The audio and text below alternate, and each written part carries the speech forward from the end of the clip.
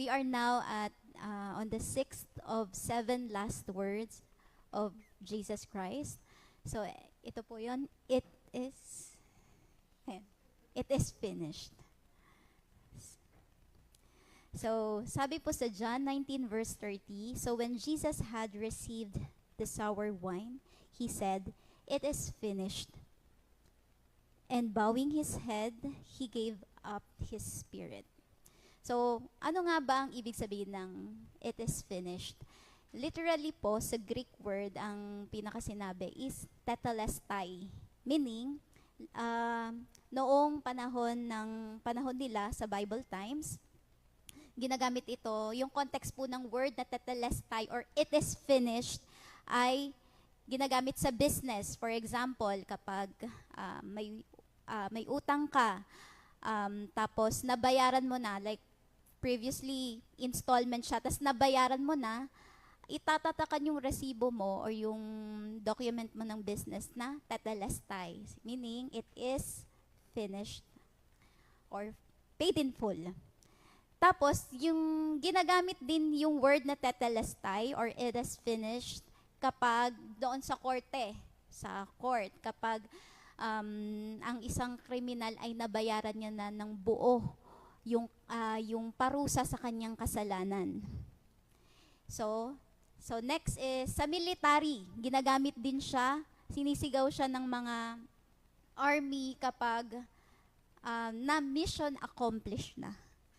So yun po yung konteksto nun. Kaya, so ang ibig sabihin niya, paid in full, completed, mission accomplished. Kaya noong si Jesus ay nandun siya sa krus at sinabi niya, "It is finished." Hindi iyon sigaw ng pagkatalo, kundi ito po ay declaration or cry of victory. Amen? So, Jesus was not saying, "I am finished." Or meaning he is defeated. Tapos na ako doon sa krus.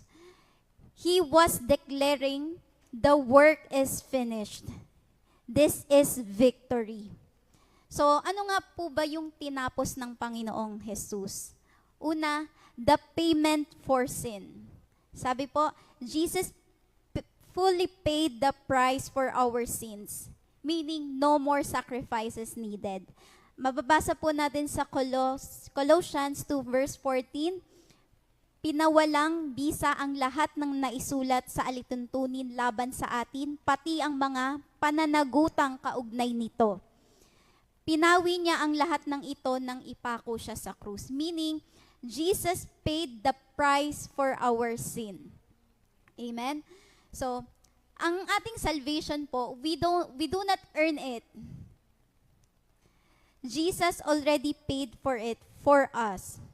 'Di ba? Napapansin niyo po, every mahal na araw may mga nagpepenitensya, may mga nagsasacrifice in their own ways. Like, yung sasaktan nila yung sarili nila because they believe that they can earn God's salvation or they can earn God's forgiveness. Wherein, ang kaligtasan po o ang kapatawaran ng Panginoon ay freely given to us because of what Jesus did on the cross. Because of His grace. It is a gift of God so that no one can boast. Walang maipagmamayabang ang sinuman. Second point, una po, pinagbayaran ng Panginoon ang kasalanan natin doon sa krus. Second, the fulfillment of God's promise. So, from Genesis to the cross, God promised a Savior. Meaning, kinumpleto ng Panginoon ang kanyang pangako para sa atin. God always finishes what He starts. 'Di ba? Sabi nga, ang tao, ibebetray ka sa mga pangako nila sa'yo, pero ang Panginoon ay tapat. Our God is a God of promise keeper. Third, the defeat of sin and death. Sin no longer has the final say. The enemy lost at the cross. Ibig sabihin po, kung sa paningin ng mga tao noon ay isang katalunan ang pagkamatay sa cross. Ngunit ito ay pagpapakita lang na nanagumpay ang Panginoong Jesus sa kamatayan at kasalanan. Sabi po sa Colossus 2:15, He disarmed the powers and authorities, triumphing over them by the cross. So anong ibig sabihin nung tatlong sinabi ko na binayaran ng Panginoon ang parusa sa ating mga kasalanan, tinupad ng Diyos ang kanyang pangako mula nung umpisa pa lang, and yung pangatlo is yung the defeat of sin and death, yung pagkatalo ng kasalanan at kamatayan. What does it mean for us today, mga kapatid? Una po, we are forgiven. Sino po dito ang tumanggap sa Panginoong Jesus bilang Diyos at kanyang tagapagligtas? Amen. You are forgiven in Christ Jesus. You do not need to carry the guilt and shame if you accepted Christ as your Lord and Savior. Sabi nga, if Jesus said it is finished, we should not be holding on to things na pinagbayaran na ng Panginoon para sa atin. Sabi po sa Romans 8 verse 1, there is now no condemnation for those who are now in Christ Jesus. Second, first is we are forgiven. Second, we can now rest. Sino po dito ang pagod? Wow. So everyone, pagod. We are, hallelujah. Pero, ayun po, madaming pagod, obviously. Ay, wait, mali. Ang pagod pala is sunog dito, no? Ano ba ibang word? Kapoy. Ay, ba yan? Kapoy. Okay. Mali. Madaming na-offend. Sorry naman. Okay. So, kapoy.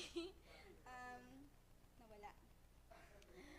So, tayo po, we can rest in God. We don't strive for God's love. We receive it. So, ang pagiging Kristiyano po is not about working for salvation, but living from it. Third is, you can trust God's work in your life. If Jesus finished the work on the cross, He will also finish His work in you. Sabi nga po, di ba, kung ano yung sinimulan ng Panginoon sa buhay mo, He is faithful and just to complete it until the end. Sabi po, on the cross, Jesus didn't say to be continued. He said, it is finished. The price is paid, the work is done, and the victory is secured. So today, we don't need to live in fear. We live in freedom. Kaya noong si Jesus po ay sinabi niya, it is finished or tetelestai sa krus ng Kalbaryo, hindi iyon sigaw ng pagkatalo, kundi deklarasyon ng tagumpay. Ipinapahayag niya po na ang utang ng kasalanan mo o kasalanan natin ay bayad na ng buo, paid in full. Ang hatol para sa kasalanan natin ay natupad na. At ang laban sa kasalanan, kamatayan at kay Satanas ay panalo na kay Kristo. Amen? Sabi po sa Romans 8 verse 1, there is now no condemnation for those who are in Christ Jesus. Sino po dito ang mga nasa Panginoong Jesus? Amen? Sabi po sa Hebrews 10:14, for by one sacrifice, He has made perfect forever those who are being made holy.